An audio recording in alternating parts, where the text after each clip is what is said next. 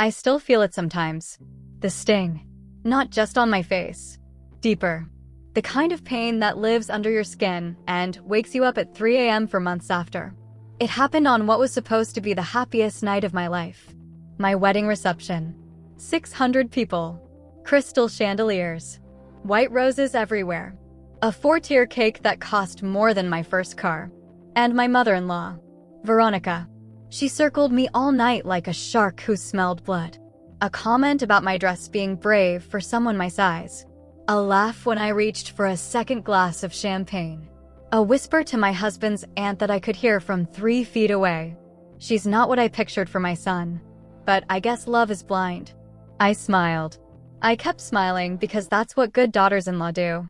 That's what my mother taught me. Grace under fire. But Veronica didn't want grace. She wanted a reaction. By the main course, she stood up from the head table and raised her glass. To my son, Grayson, she said, eyes locked on me, who I raised to be perfect. And to his new wife, who I'm sure will learn how to take care of him eventually. Nervous laughter. But I heard the knife underneath. I told Grayson before the wedding that marriage is about sacrifice. And I think tonight we're learning just how much he's sacrificing. She sat down. 600 people. Some looked at me with pity. Some looked away. And my husband? He stared at his plate. Not a word. I leaned over. Are you going to say something? He didn't look up. Just ignore her. You know how she is. That was his answer. For years of dating. 1 year of engagement. You know how she is. Dinner ended. Dancing started. But Veronica followed me to the bar. Another glass, she asked. Maybe you should slow down. You don't want to embarrass Grayson in front of his colleagues. I didn't say anything. I'm just trying to help. The way you laughed earlier? So loud. People noticed. Something inside me cracked. Not broke. Cracked. Veronica, with all due respect, maybe you should worry about your own behavior tonight. Her face didn't change. But her eyes did. Excuse me.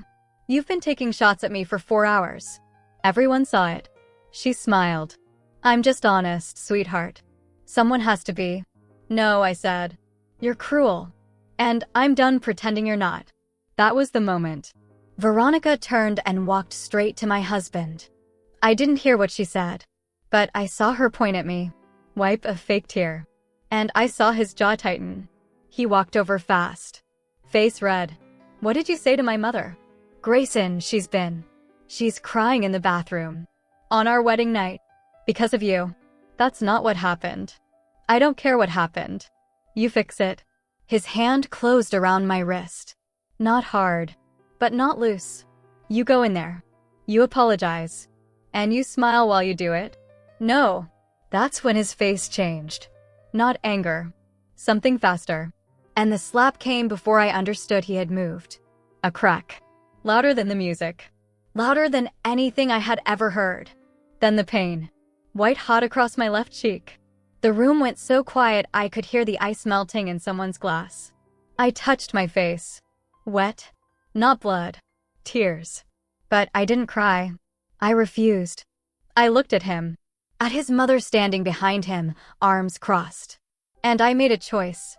I pulled out my phone. Dialed. Mom, I said. Voice steady. He hit me. At the reception. A pause. Then her voice changed. Not scared. Something worse. Calm. Don't talk to anyone. Don't let anyone take your phone. I'm coming. My husband laughed. You're calling mommy? What's she going to do? I walked outside. 20 minutes later, a sedan pulled up. My mother, Eleanor, got out alone. She didn't hug me. She just looked at my face. Then she turned to the venue and pulled out her phone. I need police at the Grandview Ballroom. My daughter was just assaulted. 600 witnesses. I'm not leaving until I see cars. Then she looked at me. Everett is on his way. He's the attorney. Don't speak to anyone until he gets here. My husband came outside 2 minutes later. Cocky. Okay, let's just calm down. Then he saw my mother's face. And he stopped. Because she wasn't looking at him like a mother-in-law. She was looking at him like a crime scene. The police arrived 14 minutes later. For cars. They separated witnesses. Took statements. collected cell phone videos. His mother tried to stop them. An officer looked at her. "Ma'am, sit down or you'll be arrested." She sat down. He was handcuffed on the dance floor, in his wedding tuxedo, in front of 600 people. Some of them cheered. Not loudly, but I heard it. And I realized something. Everyone already knew what he was. I was just the first one who fought back. That night at the police station, I gave my statement 3 times. Each time, a different detective. Each time, the same questions. Did you provoke him? Had you been drinking? Did you hit him first? No. Yes, champagne. No. Everett arrived at 2 a.m. He was not what I expected. No silver tongue. No fancy suit. Just a man with a yellow legal pad and a voice that made cops stop interrupting. He looked at my cheek. Already purple. "You're pressing charges," he said. Not a question. "Yes." "Good. Because if you don't, he'll do it again in 6 months. And next time, you might not walk away." He was right.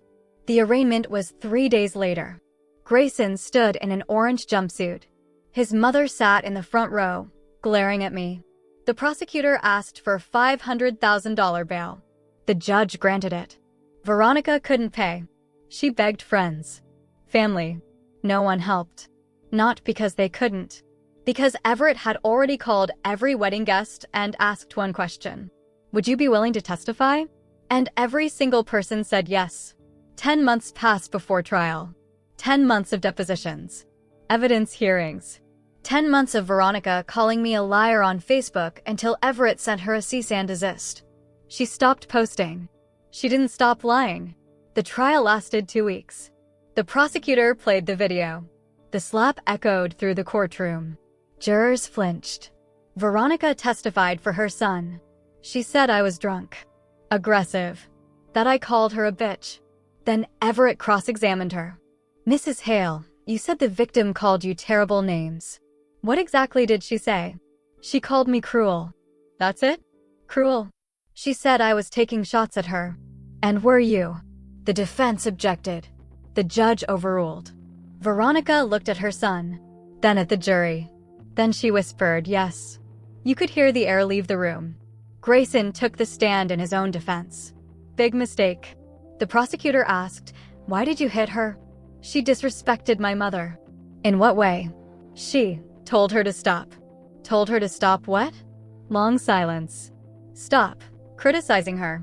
"So your wife asked your mother to stop criticizing her. And that warranted an open-hand strike in front of 600 people." No answer. The jury took 3 hours. Guilty on all counts. Aggravated assault. Domestic battery. And, because children were present at the reception, felony enhancement. Mandatory prison time. The judge looked at Grayson before sentencing. "You stood in front of 600 people and struck your wife because she hurt your mother's feelings. That is not a loss of temper. That is cowardice. And cowards go to jail. 18 months. State prison. No probation. No anger management. Prison." Veronica screamed so loud the bailiff touched his taser.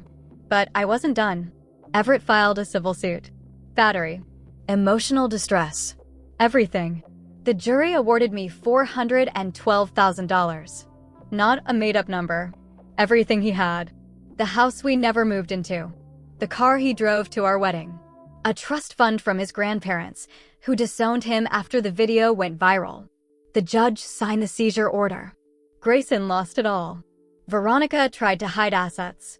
Moved money. Lied on forms. Everett found everything. The DA charged her with perjury. She spent 30 days in county jail. No makeup. No hair appointments. No one to bring her coffee.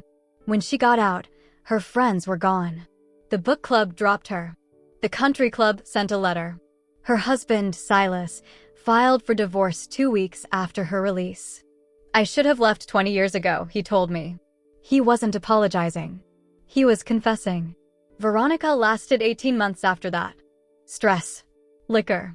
2 small strokes. She lost the house. Lost her reputation.